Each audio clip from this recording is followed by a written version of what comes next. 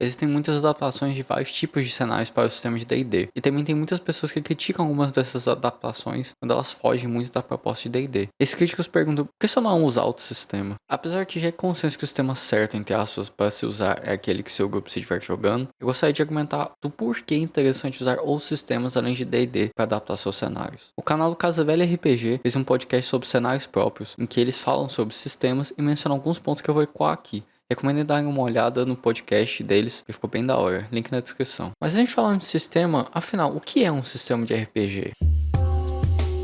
Então, sistemas de RPG são um conjunto de regras que visam resolver certos problemas. Por exemplo, uma rolagem de ataque serve para resolver um conflito físico e tem regras específicas para definir quando que um personagem acerta, quanto de dano dá, condições relacionadas, etc. Então, essencialmente, o sistema de RPG é para resolver problemas na narrativa. E se você for olhar vários sistemas de RPG diferentes, você vai ver abordagens diferentes como resolver esses problemas. D&D tem uma lista de perícias, cada perícia é relacionada a um dos 6 atributos, ou 5 normalmente, porque a Constituição geralmente não tem uma perícia para isso. Amanhã você esteja jogando D&D 4ª edição, mas muita gente não quer nem falar sobre o sistema. PBTA, Powered by the Apocalypse. Geralmente eles têm movimentos, que são tipos de ações específicas, que tem rolagens de... eu não lembro se chama atributo, mas é como se fosse atributo. Por exemplo, tem um atributo frio, cold, que se refere a você manter a cabeça fria, você manter a calma, a concentração. Então, se você quiser agir sob pressão, você rolaria cold, né? Você rolaria os 2d6 mais o seu valor de frio.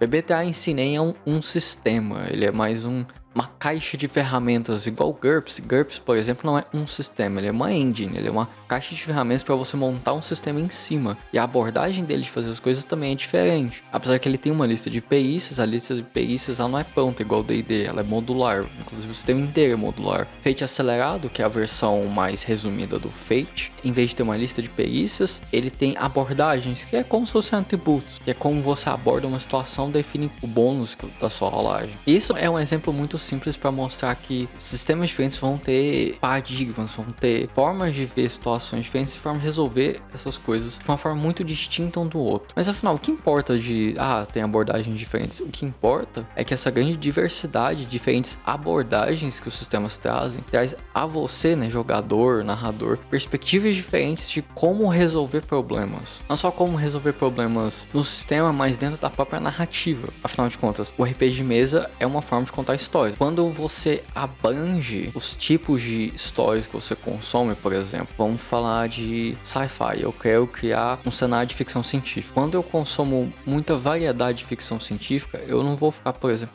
eu só li sobre Star Trek, eu só conheço Star Trek, vou fazer um cenário de ficção científica, vai ser uma cópia de Star Trek. Mas, se eu for, por exemplo, vejo muito da série Star Trek, dos filmes, eu leio muito sobre, mas eu também vou ver sobre Star Wars, Stargate. Stargate é muito subestimado, é muito pouco falado sobre, eu gosto muito de Stargate. Eu culpo minha mãe, mas eu gosto de Stargate. Se você for ler Isaac C. Clarke, Neuromancer, for ler vários autores, várias obras diferentes, não só ler de leitura, mas se você também for consumir tipos diferentes de mídia, filme, série, quadrinho, você vai abrangendo cada vez mais tipos diferentes de histórias. Inclusive, você abranger além do gênero de ficção científica, se for ler sobre fantasia, drama histórico, eu não sei nem se drama histórico é o termo correto, mas enfim. Mas se não for, alguém nos comentários vai me corrigir, com certeza. Dentro de cada meio, as histórias narrativas são contadas de uma forma levemente diferente. A mesma coisa vale para RPG. Se você for ler sistemas diferentes, cenários diferentes, jogos diferentes, inclusive além de só cenários de RPG e RPG de mesa no geral. Eu vou fazer um jogo. Cada vez que eu falar diferente, você bebe um gole d'água. No final desse vídeo vai todo mundo ficar muito hidratado. Em resumo, toda essa diversidade que você tem ao consumir, toda essa diferente gama de histórias, traz a você mais ferramentas para contar a sua própria história. Pensa no seguinte, pensa numa caixa de ferramentas. Cada história que você consome, seja qualquer meio que for, pensa que cada narrativa que você consome passa a ser uma nova ferramenta na sua caixa de ferramentas. É um martelo, uma chave de fenda, uma chave inglesa, braçadeira, é os trem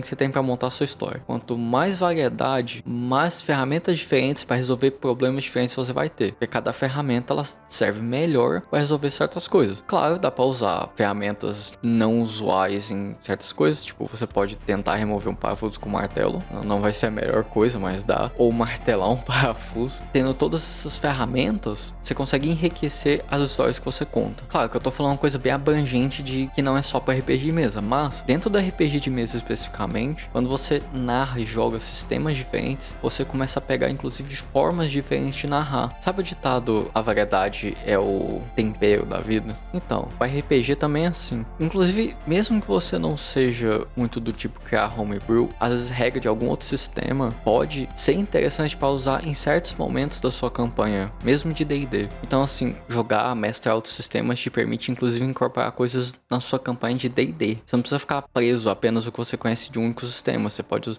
não necessariamente fazer um Frankenstein, apesar que você pode, e pode ser interessante pro seu grupo, mas a ideia é mais, às vezes, mudar um pouquinho uma regra, usar uma regra um pouquinho diferente, às vezes advinda de outro sistema, porque às vezes faz a cena ou a campanha ficar mais interessante. Claro, tudo isso que eu tô falando aqui não é algo que eu estou falando nunca jogue D&D, nunca mais. Você pode continuar jogando D&D, inclusive primariamente D&D, primariamente Tormenta, primariamente o jogo que você quiser. Apenas o que eu tô dizendo aqui são argumentos para tentar persuadir as pessoas a jogarem outras coisas, nem que seja de vez em quando. Pega algum final de semana, algum mês aí, faz uma campanha curta, um one shot de algum outro sistema, algum outro cenário, só para dar uma diversificada de vez em quando. Você não precisa estudar a fundo milhões de sistemas para fazer algo legal, mas de vez em quando jogar alguma coisa diferente, saca? É basicamente isso. Além do que às vezes a gente fica meio saturado de um sistema e tentar algo novo também pode ser legal. Então basicamente esse é todo o meu argumento. Jogue sistemas diferentes para fazer campanhas mais diversificadas, mais legais e agregar mais você como jogador e como mestre. Se esse vídeo te ajudou, se você gostou do vídeo, se esse vídeo te persuadiu a testar algum sistema novo, de vez em quando que seja, deixa o like. Se você tiver algo a adicionar, corrigir ou sugerir, comenta aí. Se você quiser ver mais vídeos como esse, se inscreva no canal e veja esse vídeo que está aparecendo na tela nesse exato momento. Valeu, falou!